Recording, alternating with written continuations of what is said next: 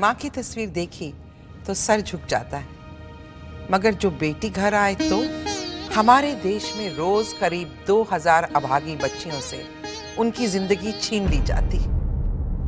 जी हाँ, 2000 हर रोज।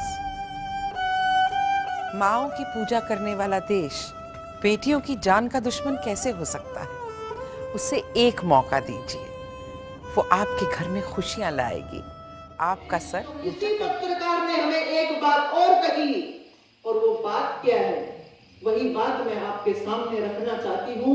उन्होंने कहा कि बेटी बचाओ अभियान तो आपका ठीक है, लेकिन एक अभियान बहनों और चला दो, आपकी बातें सब सुनेंगे। और वो कौन सा अभियान है कि ये जितने भी वृद्धाश्रम खुल रहे हैं ना, इनके अंदर एक बार जाकर के देखो, और एक और चलाओ कि बूढ़ों को बचाओ।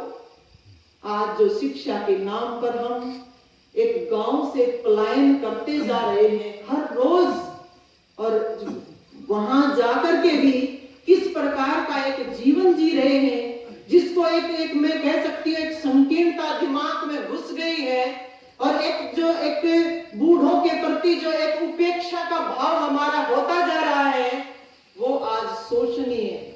हमने कईयों से बात की, हम रोहतक में रहते हैं, कईयों से हमने बात की, बड़े बुद्धिजीवी लोगों से हमने बात की, जो अधिकारी रहे हैं अपने पदों पर, उनसे भी हमने बात की कि वाकई में ऐसा हो रहा है।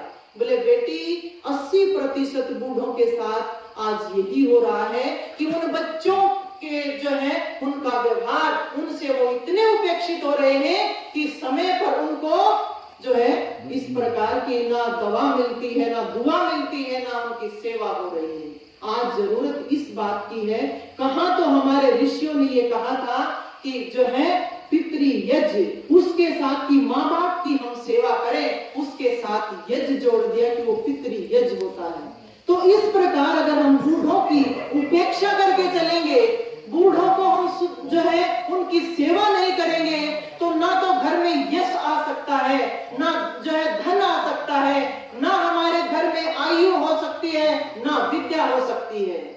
और एक कहानी, इतनी सुंदर कहानी कि हमारा जीवन कैसा होना चाहिए, हमें अपने बड़े बूढ़ों के साथ किस प्रकार का व्यवहार करना चाहिए, और हमें अपने जीवन में क्या अपनाना चाहिए, ये सोचने की बात है।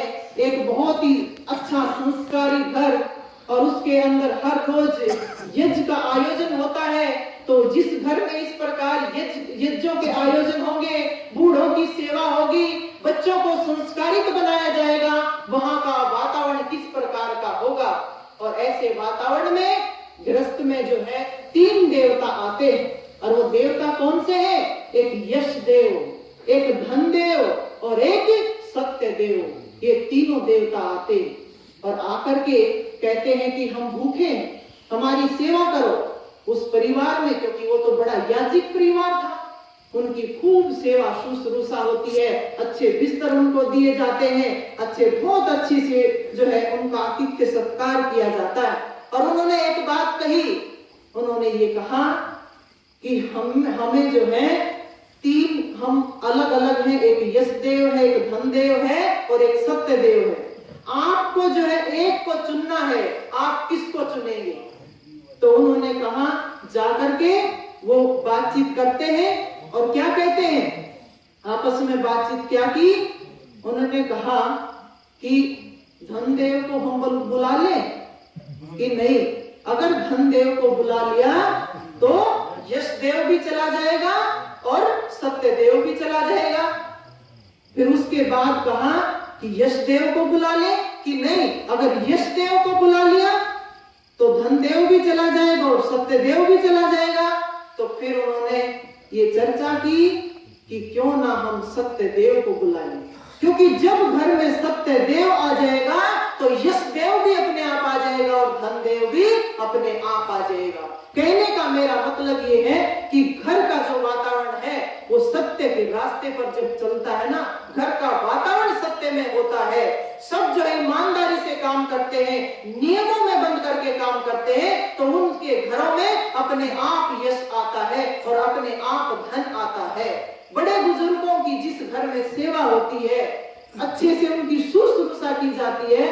तो आज जरूरत है केवल शिक्षा दीक्षा के नाम पर केवल पैसा कमाना नहीं, शिक्षा दीक्षा के नाम पर गांव को छोड़ करके जाना नहीं है, या शिक्षा दीक्षा के नाम पर एक बूढ़ों की जो है उपेक्षा करना, ये कोई जीवन नहीं है।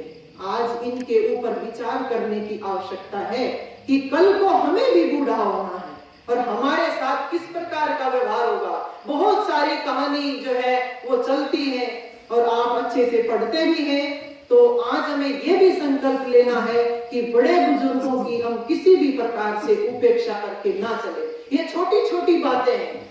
आप ही इतने सारे बैठे हैं, आधा जीवन आपने जी लिया, अच्छे से हर बात को समझते हैं। जो बात अच्छी लगती है उसको ग्रहण भी करेंगे, जो अच्छी नहीं लगती, जो कभी सुनी नहीं है, उसमें थोड़ी तिलमिलाहट भी होगी। लेकिन सच्चाई यही है कि और जीवन में अच्छाई तभी आ सकती है जब वो बुराई जो है, वो बुराई का पात्र जो है वो भरा रहेगा, तो अच्छाई कभी नहीं आ सकती। अच्छाई तभी आती है जब वो बुराई का पात्र जो है वो साफ हो जाएगा, तभी हमारे जीवन में कोई बढ़िया बात आ सकती है। दिन रात काम कर रहे हैं।